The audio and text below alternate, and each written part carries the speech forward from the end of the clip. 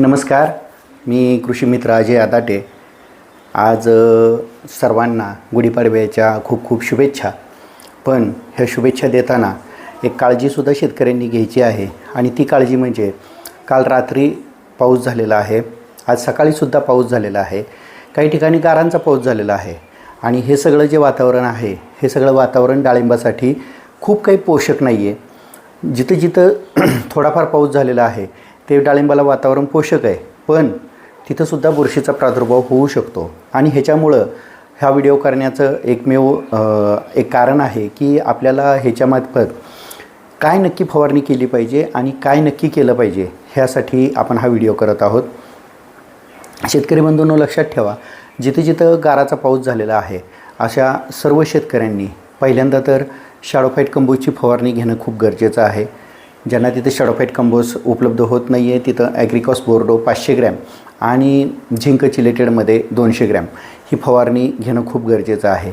ज्यांना ते सुद्धा उपलब्ध होत नाही त्यांनी कोनिकाची फवारणी तिथं घ्या 300 ग्रॅमनी किंवा कोसाईड 200 ग्रॅम ते 250 ग्रॅम आणि ब्रोमोकॉस 100 ग्रॅम ही फवारणी ज्या शेतकऱ्यांना गाराचा पाऊस झालेला आहे त्यांनी घेणं खूप गरजेचं आहे। आणि लगेचच 3 दिवसांनी त्यांनी सिलिबेसची फवारणी घेणं आणि सिलिबेस ड्रिपमधनं सोडणं ही गोष्टी करण्याच्या गरजेच्या आहेत। कारण सिलिबेस जर त्यांनी केलं तर त्यांना ट्रेसमधून येण्यासाठी खूप चांगल्या पद्धतीनं मदत होईल। दुसरी महत्त्वाची गोष्ट आहे की जिथं फक्त पाऊस झालेला आहे अशा ठिकाणी शेतकरी बंधूंनी झेनिया आणि bitcoin, zinnia 500 milli, bitcoin 250 gram अशी फवारणी घेणं खूप गरजेचं आहे।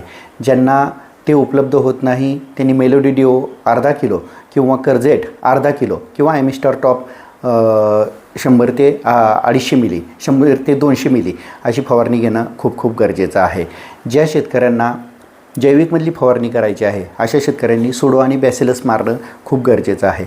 अशा शेतकऱ्यांनी जिथं आपल्याला पाऊस झालेलाच नाही आहे आणि नुसत्या विजा कडकलेल्या आहेत आणि तिथं पावसाचं वातावरण, ढगाळ वातावरण आहे, अशा शेतकऱ्यांनी मात्र सुडो आणि बॅसिलसचा स्प्रे घेणं खूप गरजेचं आहे। ड्रिप वॉटर ट्रायकोडर्मा सोडणं हे सुद्धा खूप गरजेचं आहे।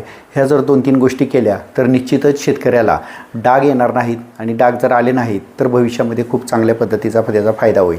अशा पद्धतीनं शेतकऱ्यांनी ह्या जर पद्धतीनं नियोजन केलं तर शेतकऱ्यांचे रिझल्ट किंवा बाकीच्या गोष्टी ह्या त्यांना चांगल्या पद्धतीने येतील, कुठेही डाग येणार नाहीत आणि हे 9 वर्ष सर्व शेतकऱ्यांना सुखसमृद्धीचं जावो, आर्थिक भरभराटी जावो अशी एकदा विठ्ठलचरणी प्रार्थना करतो। सध्या तरी धन्यवाद, भेटूया आपण पुढच्या व्हिडिओमध्ये।